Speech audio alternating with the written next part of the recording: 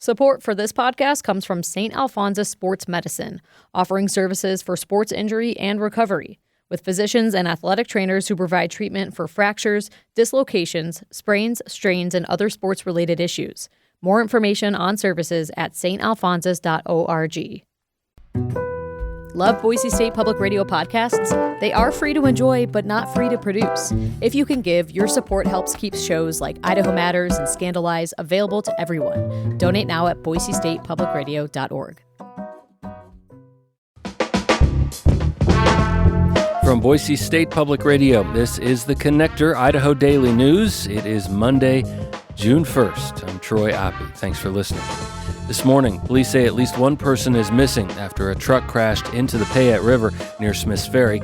Post-election audits begin today with 3 Idaho counties and more on the way, and how the public's assumptions about the frequency and size of wildfire lines up with the data.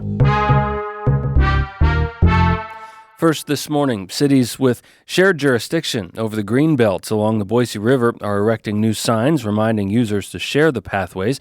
They're also cracking down on dangerous e-bikes. Julie Luqueta has more on safety etiquette on the popular Treasure Valley Walkway. At a press conference on the Greenbelt on Friday, Garden City Mayor Bill Jacobs said electric bikes come in different classifications, and many are not allowed on shared pedestrian paths. There's just been this misconception that just because it's electric, that it's allowed, and that's just not the case. Electric dirt bikes look like off-roading motorcycles, require a permit, and are not allowed on pathways.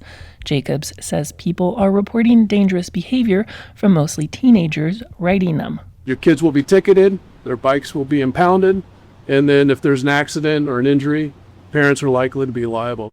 E-bikes must have pedals and be 750 watts or less to be allowed on the Greenbelt. They can go in the 20s, but we prefer that people ride on the Greenbelt, in the 15-mile-an-hour range, which is safe. Currently, there is no speed limit on the Greenbelt and no codes to specifically regulate e-bike uses.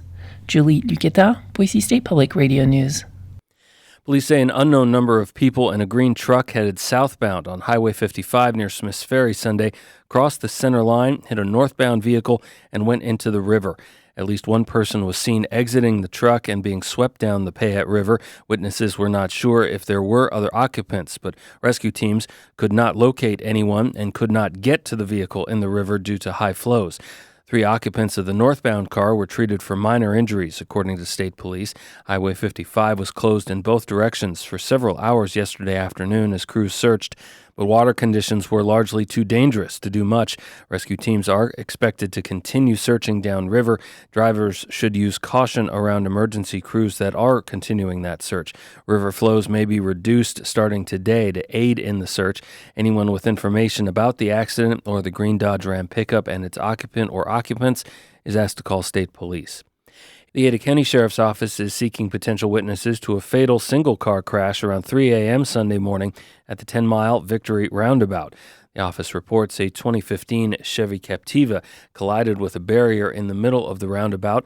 A 45-year-old male driver was pronounced dead at the scene. Witnesses or anyone with information is asked to contact the Ada County Sheriff's Office.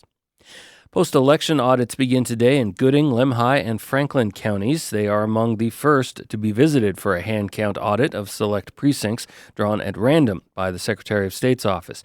The audit process is standard, and it will include precincts in Canyon, Ada, Butte, Power, and Owyhee counties later this week. Previous audits have not uncovered serious errors or issues, but the Secretary of State's office has issued corrective guidance to some counties following an audit. Results from the May 19th statewide primary are not official until canvassed by each county commission and then certified by the Secretary of State. The deadline for that process is June 9th. Oregon's Department of Corrections reports a former employee at its Snake River Correctional Facility in Ontario allegedly accessed prison data systems without permission and acquired personal data of inmates, staff, visitors, and vendors to the facility. The illegal access was discovered during an investigation of what the Oregon DOC says is a separate inquiry into that employee's, quote, serious misconduct. Data theft occurred between last July and January this year. Oregon DOC says the employee was fired and is facing possible criminal charges. It's also working with a third-party vendor to comb through the 33,000 documents to identify people whose personal data may have been compromised. More information will be released as the investigation continues. Oregon DOC has established a web page with more information and is taking signups for notifications of future information. That page is at engage.doc.oregon.gov. Bureau of Land Management and CUNA fire crews were able to contain a fast-moving grass fire Sunday afternoon south of Boise near the end of Cole Road and north of 10 Mile Creek Road. What was named the Skull Fire burned 181 acres before forward progress was stopped about 2.5 hours after it was first reported. BLM officials reported the fire fully contained by about 7:30 last night, according to wildfire tracking website WatchDuty. The Summit Creek Fire in Cassia County, meanwhile, continues to burn. Sawtooth National Forest officials said the fire's perimeter may have expanded slightly since last week, and as of Sunday, the blaze was at 46% containment. Full containment is expected by the end of this week. The Forest Service says it's using unmanned drones to map the fire's activity for surveillance purposes. That helps firefighter safety, and it's using drones to start small controlled burns to eliminate fuels for the wildfire. Much of the Forest Service land in that area and roads, including Oakley-Elba Pass Road, remain closed due to the fire. New research has some paradoxical findings about the number of wildfires in our region and how much land is burning. Here's the Mountain West News Bureau's Murphy Woodhouse to explain. If you have the sense that fires have been getting bigger and burning more ground in recent decades, you're not wrong.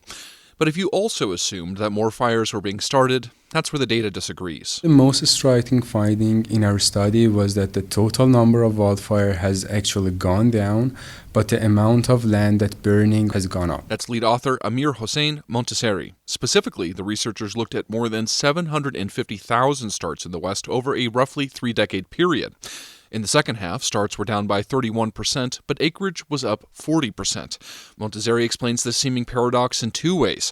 Humans account for the majority of starts, and those fell substantially between the two periods, suggesting that awareness campaigns may be working. But at the same time, climate change has led to warmer and drier conditions, which promote rapid fire growth. For the Mountain West News Bureau, I'm Murphy Woodhouse. A quick reminder of something you may have heard Friday on this podcast. Free meals for kids start today at multiple locations around the state. West Ada School District has breakfast and lunch sites. The Ada County Boys and Girls Clubs are starting free meals today as well, though the CUNA Club will open next Monday. Meals at Twin Falls School District sites begin next Monday, too. Check with your local school district or the Community Resources page at healthandwelfare.idaho.gov for more information on meals this summer. In sports, Athletic Club Boise snapped its 2-game skid this weekend, coming from down 2-0 to earn a 2-2 draw on the road at Richmond. The tie earns a point in the standings. The team stays on the road for a USL Cup match in Spokane this Saturday evening. The Boise Hawks also snapped a 2-game skid Sunday afternoon, beating Modesto 17-4. The Hawks took 4 games out of that 6-game series and improved to 8-4 so far this season. The Hawks are now on their first road trip of the year at Missoula and Billings this week.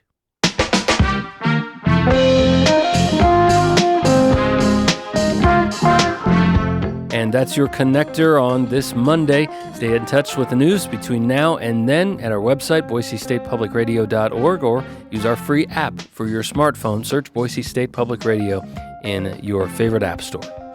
I'm Troy Oppie. Catch you back here again tomorrow. Make it a great day.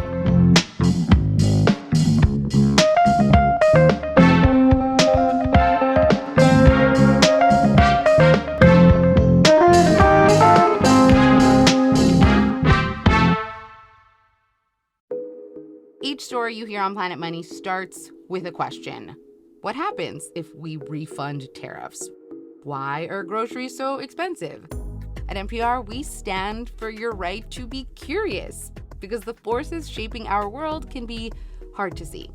Follow NPR's Planet Money wherever you get your podcasts and start seeing how the economy really works.